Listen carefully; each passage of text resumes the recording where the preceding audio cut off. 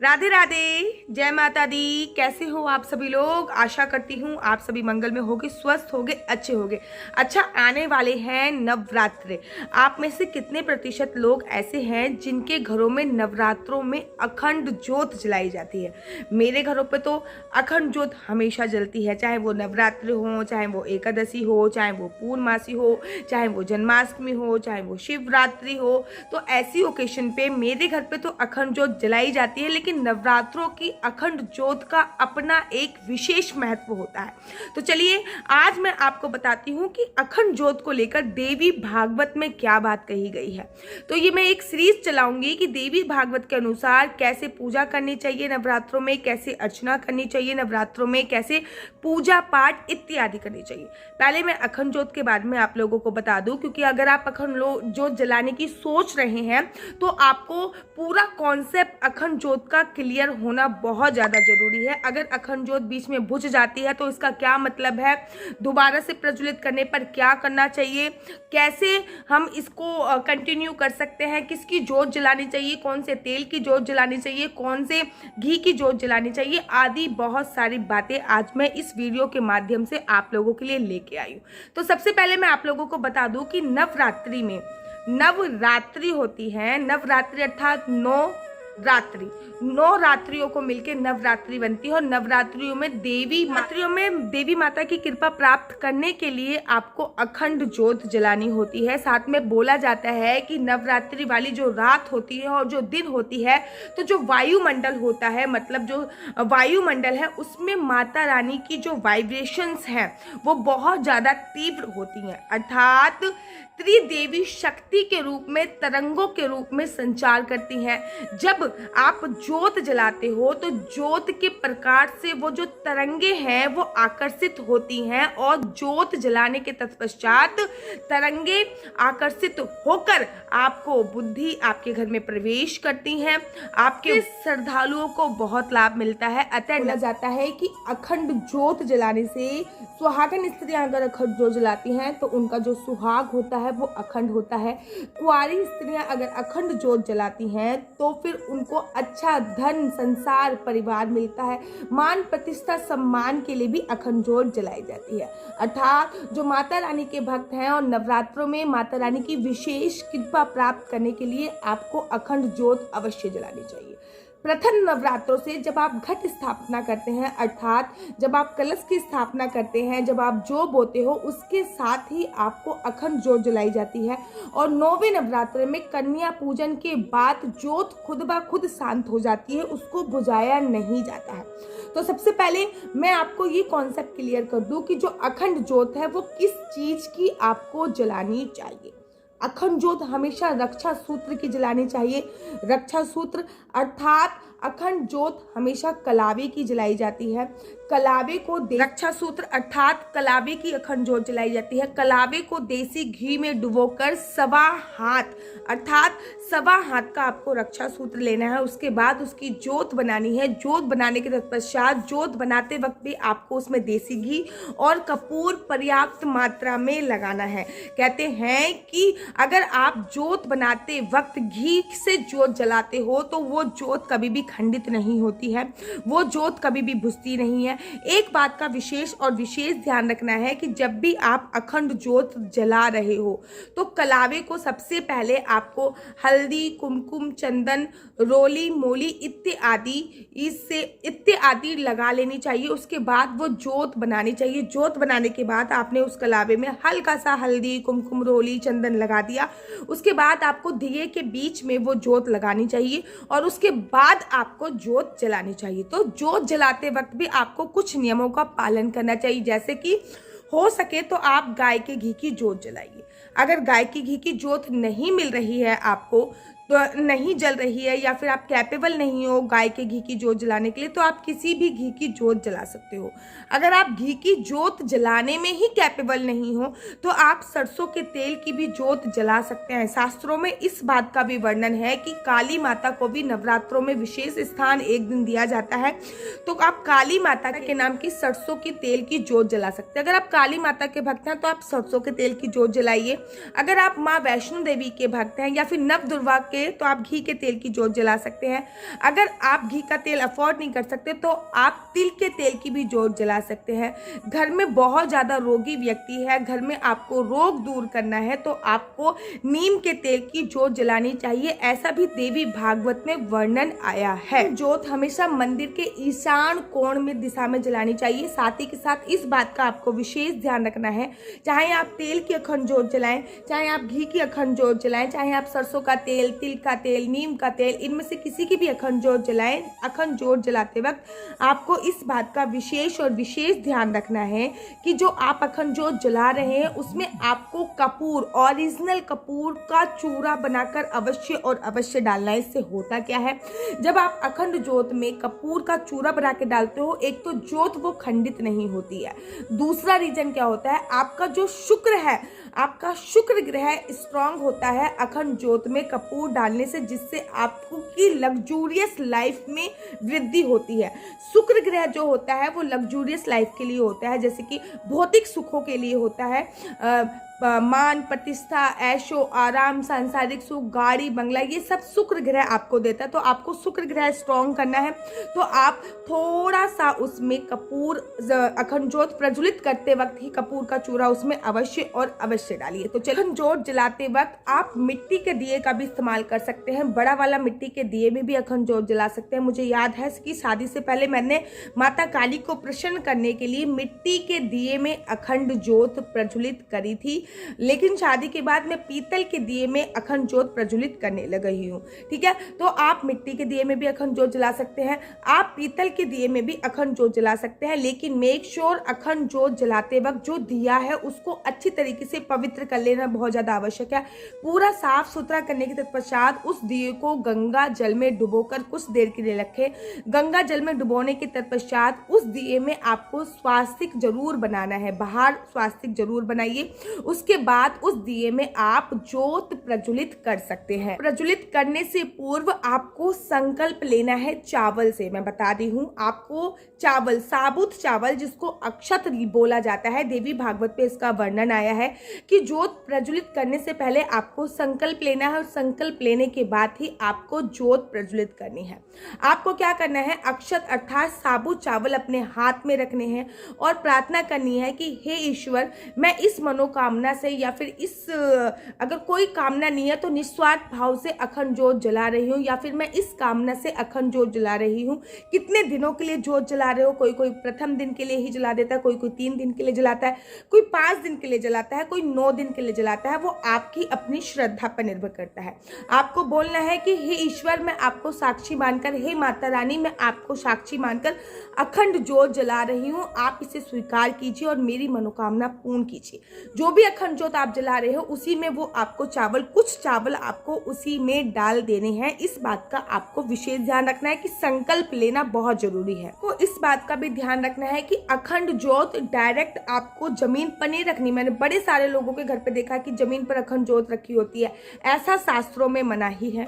अखंड जोत रखने के लिए आप एक लकड़ी की टेबल, लकड़ी का पट्टा या फिर किसी भी लकड़ का भी कोई चीज़ आप यूज़ कर सकते हैं, उसको भी गंगा जल से साफ सुथरा करके। मैं हमेशा संगमरमर के पत्थर का उपयोग करती हूँ, छोटा सा संगमरमर का पत्थर है मेरे घर पे, उसी में मैं किसी भी प्रकार की जोत जलाती हूँ। तो अखंड जोत जलाने से पूर्व आपको वो पत्थर या लकड़ी की चौकी को भी अच्छी तरीके से शुद्ध करना है, उस पर आपको स्वास्तिक बनाना है। स्वास्तिक बनाने के बाद उस पर से पूर्व आपको सप्त अनाज, जैसे कि आप चावल हो गया, गेहूँ हो गया, बाजरा हो गया, जौ हो गया, उड़द की दाल, इन सप्त अनाज को आपको उस मिट्टी की चौकी पर या फिर आप लकड़ी की चौकी पर रखना है। यहाँ पे आपने स्वास्तिक बनाया है, उसके ऊपर आपको अखंड जोत स्थापित करनी है।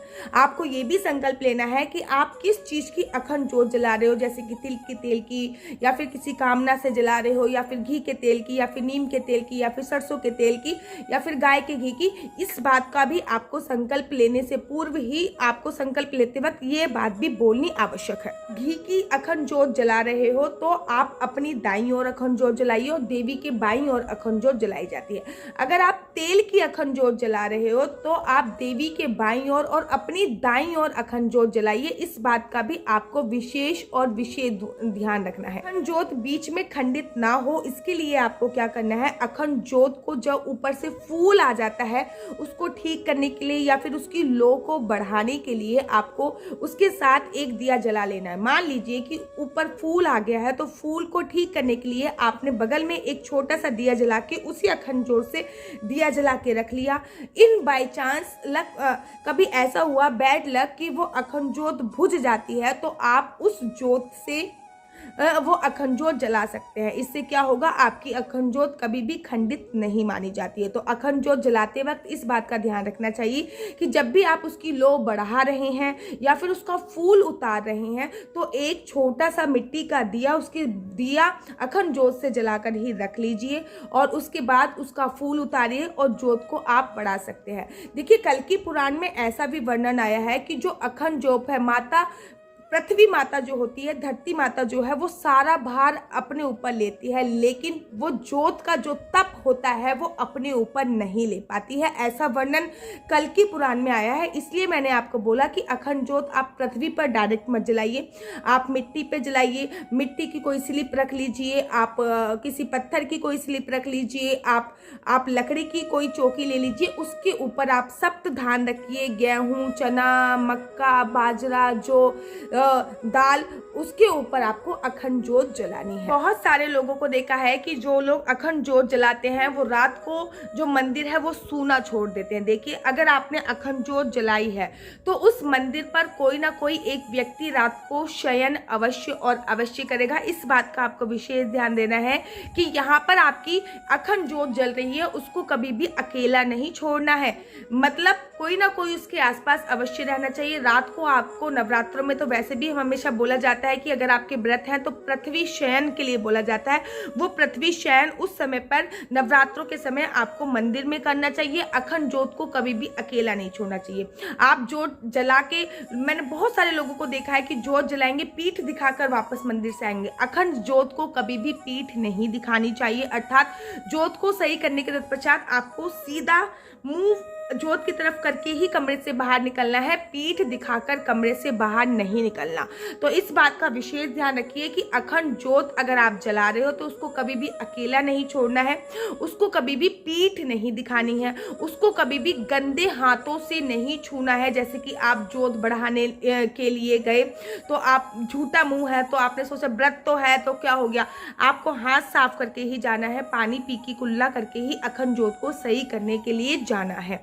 पूरे दिन में 2 बार अखंड जोत का जो फूल होता है उसको सही कर दीजिए, बाकी ज्यादा फूल को सही करने की आवश्यकता नहीं। 2 बार फूल। आप अखंड जोत जलाने में असमर्थ है तो क्या कर सकते हैं? अगर आप अखंड जोत जलाने में असमर्थ हैं तो आप मंदिर में घी का, तेल का, सरसों के तेल का, तिल के तेल का, गाय के घी का और गाय के घी का कलावा दान कर सकते हैं और पंडित जी से अनुरोध कर सकते हैं कि वो आपके नाम की अखंड जोत जलाइए। बाई चांस आपको पीरियड्स हो रहे हैं या फिर फैमिली कोई प्रॉब्लम है या फिर आप वर्किंग है और अखंड जोत की देखभाल नहीं कर सकते तो आप पंडित जी को ये सब चीजें दे सकते हैं, वो आपके नाम की अखंड जोत जला सकते हैं। ऐसा शास्त्रों में वर्णन आया है। देखिए, एक बात मैं आपको क्लियर कर दूं, स्त्रियों को हमेशा बाल को बांधकर या फिर क्लेचर से टैग कर कर ही अखंड जोत जलानी चाहिए। कहते हैं अगर आप खुले बालों से दीप प्रज्वलित करते हैं या फिर खुले बालों से अखंड जोत को आप जलाते हैं तो फिर आप अनावश्यक बिखरे हुए बाल शनि ग्रह के दुष्परिणाम को आमंत्रित करते हैं। अर्थात आपके बाल बिखरे होंगे तो वो शनि ग्रह के दुष्परिणाम आपको भुगतना पड़ेगा। इसलिए बालों को बांध कर ही आप दीप प्रज्वलित कीजिए। अखंड जोत प्रज्वलित करने से पूर्व आप बालों को बांध लीजिए, अच्छा होगा। अखंड जोत जलाने से पूर्व आप अपने सिर के ऊपर कोई लाल रंग की चुन्नी रख लीजिए। वो लाल रंग की आपकी शादी की चुन्नी हो तो सोने पे सुहागा हो जाता है। अखंड जोत आपको हमेशा शुभ मुहूर्त देख के ही जलानी चाहिए कि नवरात्रों में घट स्थापना का शुभ मुहूर्त कौन सा है, और साथ ही के साथ आपको इसका भी विशेष ध्यान रखना है कि आप शुभ मुहूर्त के साथ साथ अगर अभिजीत मुहूर्त में अखंड जोत जलाते हैं तो इसका आपको सुखद परिणाम मिलता है। अखंड ज्योत जलाने से पूर्व आपको भगवान गणेश को मन ही मन में याद करना है। तत्पश्चात आपको भगवान शिव को याद करना है। उसके बाद माँ दुर्गा को याद करते हुए सिंपल से, मैं आपको कोई मंत्रों के चक्कर में नहीं पढ़ाऊंगी, क्योंकि अगर मंत्र गलत हो जाता है, मंत्रों का उच्चारण गलत हो जाता है तो आपको इसका दुखद परिणाम भुगतना पड़ता है। इसलिए सिंपल ही जय माता का नाम लेते हुए आपको अखंड ज्योत जलानी है। अखंड ज्योत को अब दीदी हम बुझाएं कैसे? वो 9वें दिन तक स्वतः ही जलती रहे, 9वें दिन वो खुद ही शांत हो जाए। अखंड ज्योत को कभी बुझाना नहीं चाहिए। अगर हवा से या फिर किसी कारणवश या फिर तेल कम होने की वजह से या फिर आपका फोकस नहीं गया और अखंड ज्योत बुझ जाए तो क्या करें? तो परेशान होने की आवश्यकता नहीं है। इस पर पूरी डिटेल में एक वीडियो बनाऊंगी कि इसका क्या परिणाम होता है। लेकिन आप उसी टाइम पे जब भी आपको पता चले कि आपकी अखंड ज्योत शांत हो चुकी है, बुझ चुकी है, तो आप अखंड ज्योत दोबारा से जलाइए और 108 बार माता रानी का नाम लीजिए और भगवान से माता रानी से क्षमा मांगिए। साथ ही के साथ 108 या 100 बार माता रानी का नाम लीजिए, गायत्री मंत्र का नाम लीजिए, गायत्री मंत्र का पाठ कीजिए और साथ ही के साथ माता रानी से क्षमा प्रार्थना की है कि नवरात्रों में अखंड ज्योत जलाने पर आपको कार्तिक मास के संपूर्ण दीप दान जितना फल प्राप्त होता है। कार्तिक मास में प्रतिदिन जब आप दीप दान करते हो उसके जितना अखंड ज्योत पर, नवरात्रों में अखंड ज्योत जलाने पर आपको कार्तिक मास जितना दीप दान करने का संपूर्ण फल प्राप्त होता है।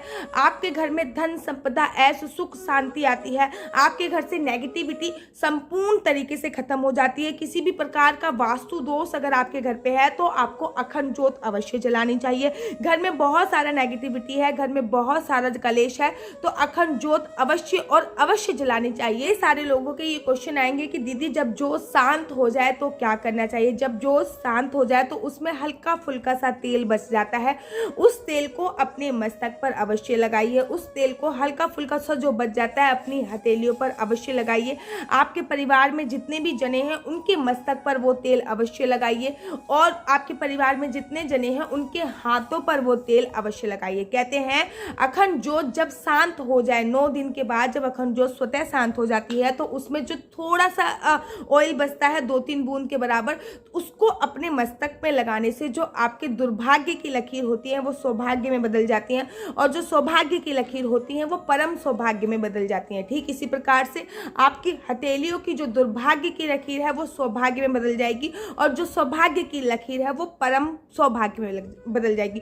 तो देवी भागवत में अखंड ज्योत का अपना एक विशेष महत्व बताया गया है।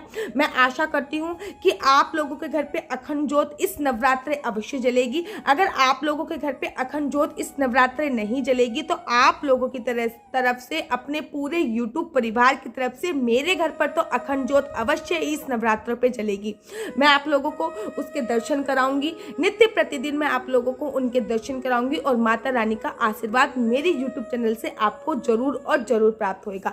कैसे करनी है पूजा, कैसे करनी है घट स्थापना, क्या क्या करने हैं उपाय, क्या क्या करने हैं, क्या क्या करनी है साधना, अगर आप इसके बारे में भी डिटेल में वीडियो चाहते हैं कि देवी भागवत में नवरात्रों को लेकर क्या लिखा गया है तो मुझे कमेंट कीजिए और कमेंट में जय माता दी अवश्य लिखिए। तब तक के लिए मुझे दीजिए इजाजत। राधे राधे, हरे कृष्णा, जय माता दी, हरि बोल।